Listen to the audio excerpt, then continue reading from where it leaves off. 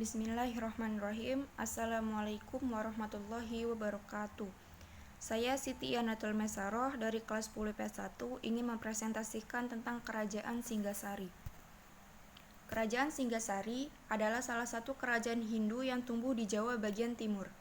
Singgasari berdiri menggantikan Kadiri ketika Sri Ranggahrajasa atau Ken Anggrok menyerbu Daha dan mengalahkan Kertajaya.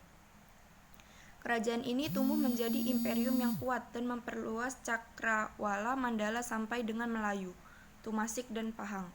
Singgasari juga melakukan penyebaran pengaruh hingga ke Sulawesi Selatan dan Maluku untuk mengontrol perdagangan rempah-rempah dari timur. Eksistensi Singgasari yang begitu besar memunculkan ancaman dari luar Mongol dan dari dalam keturunan penguasa Kadiri. Pada masa ini, catatan dalam kitab maupun peninggalan arkeologis dapat dibaca dengan jauh lebih jelas dibandingkan periode-periode sebelumnya. Letak dan pendiri Kerajaan Singgasari. Kerajaan Singgasari terletak di Jawa Timur, berpusat di Kutaraja atau Tumapel.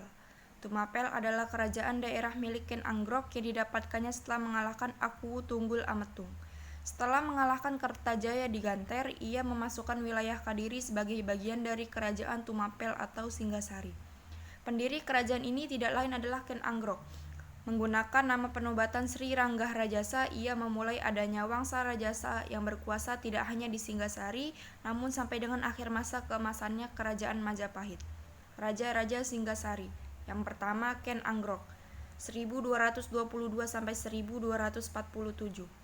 Ken Anggrok adalah raja pertama sekaligus pendiri Singgasari, bergelar Sri Ranggahrajasa, setelah mengalahkan Kertajaya dari Kadiri.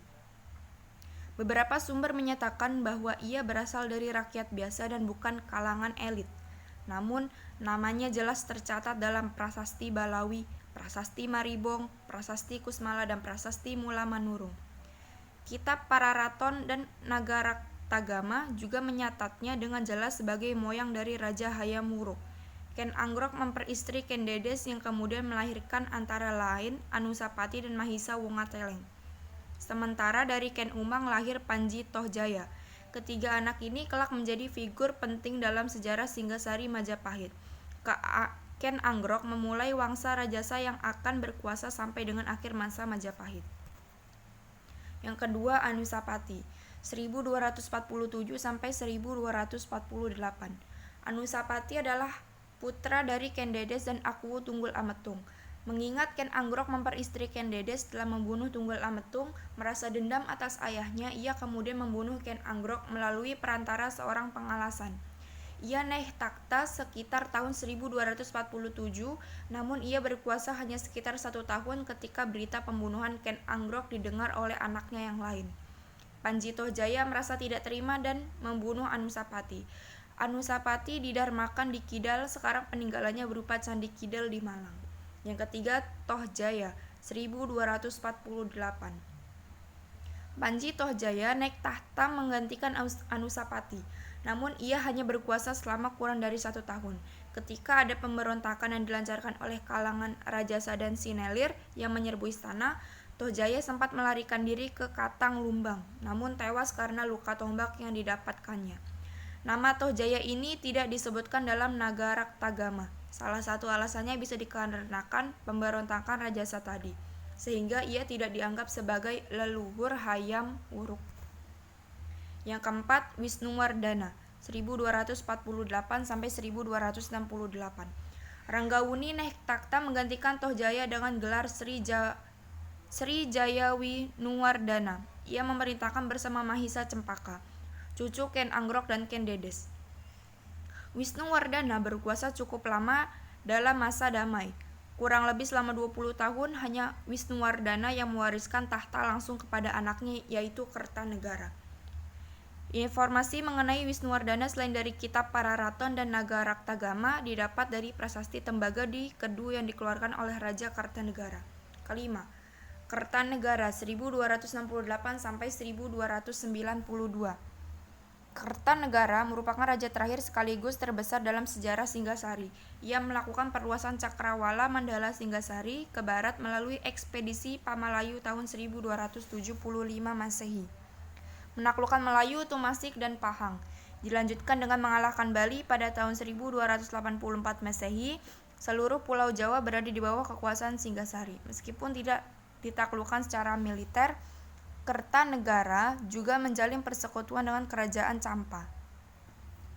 Kebesaran kekuasaan ini menarik perhatian Kaisar Mongol yang tengah mencapai masa kejayaannya.